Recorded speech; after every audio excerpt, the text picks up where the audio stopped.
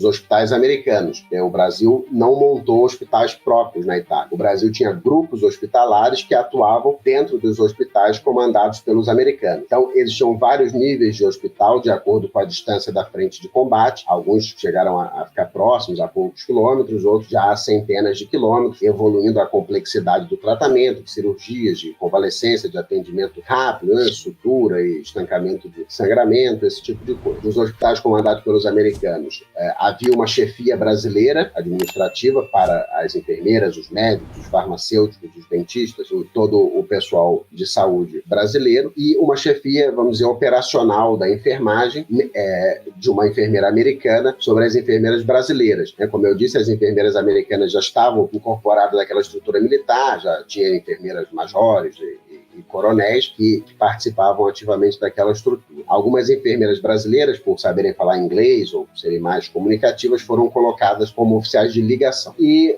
embora eu tenha dito no início que essas enfermeiras precisavam atender os brasileiros, a prática foi bem diferente, né? Bem mais heterogênea. Elas atendiam os brasileiros, claro, a todos os aliados, americanos, ingleses, poloneses, franceses e canadenses, etc., e até mesmo a inimigos capturados, inimigos que haviam se rendido, né? Atenderam alemães, atenderam italianos, e, claro, os soldados brasileiros também eram atendidos por enfermeiras americanas. Isso, na operacionalidade do dia a dia, não havia essa distinção dentro do hospital, mas era mais gente trabalhando para dividir aquele efetivo de feridos, né? Que foi muito grande. O movimento de brasileiros pela estrutura hospitalar foi muito grande, né? Desses 25 mil brasileiros, nós tivemos aí cerca de 10 mil passando pelo serviço de saúde, desde feridos em combate até feridos em acidente, pessoas que tratavam doenças pré-existentes, doenças que apareceram na guerra, né? Não é porque nós estamos em guerra que o único ferimento é um tiro, bem o contrário. Até uma enfermeira brasileira, a já mencionada Capitão Virginia Porto Carreiro, que está aqui nessa fotografia, vou falar um pouco mais,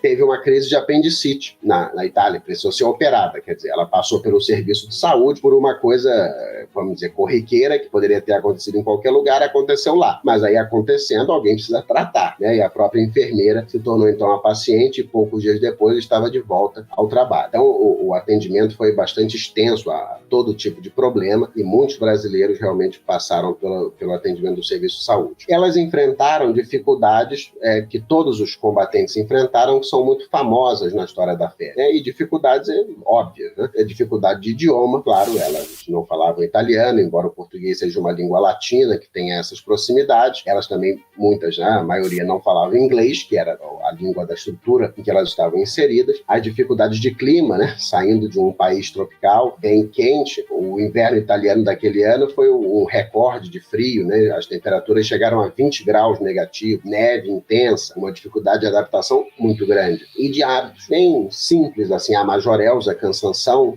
muito famosa, né, que escreveu vários livros sobre a sua atuação na FEB, costumava dar um exemplo bem simples, né?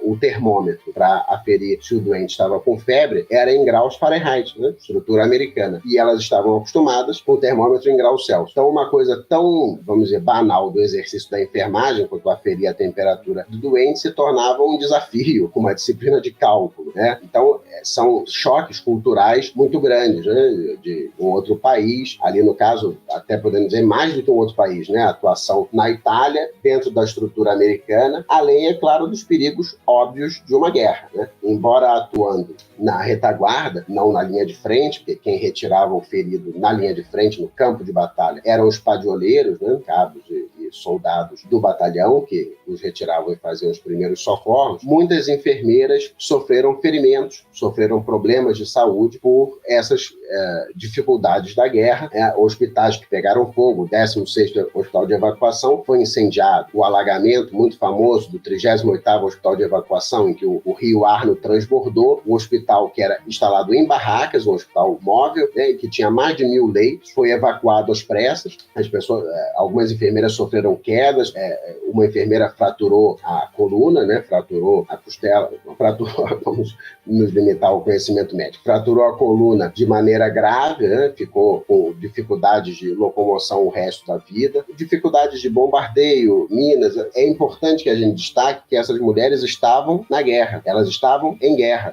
A retaguarda é a retaguarda de um ambiente extremamente convulsionado, um ambiente outrora ocupado pelo inimigo, né? Então, hospitais que ficavam em estruturas realmente de tijolo, né, em prédios, né, foram ocupados também pelos alemães há pouco tempo, que estavam se retirando da Itália, recuando. Então, a enfermeira Araci Sampaio, por exemplo, sofreu ferimentos com o resultado de uma mina deixada pelos alemães no pátio do hospital, né? O italiano que trabalhava no hospital fazendo serviço de jardinagem atingiu a mina, que explodiu. Ela estava na enfermaria, com o impacto, né? As vidraças quebradas, ela foi arremessada no chão, sofreu uma perfuração no tímpano e perdeu a audição de um ouvido pelo resto da vida. Esse dado é bastante representativo disso, né? 9 enfermeiras, quase 13% do efetivo, acabaram evacuadas de volta para o Brasil por doença ou ferimentos. E algumas, mesmo feridas, continuaram atuando, mesmo com problemas de saúde. Então, é um número maior. Algumas dessas enfermeiras foram reformadas, né, aposentadas por serem julgadas incapazes para o serviço, poucos anos depois do fim da guerra. Algumas ainda em 45, 46, como a enfermeira Graziela Afonso de Carvalho e a enfermeira Guilhermina Rodrigues, que sofreram os ferimentos mais graves, né, essas fraturas nas vértebras, agora veio a palavra que me faltava,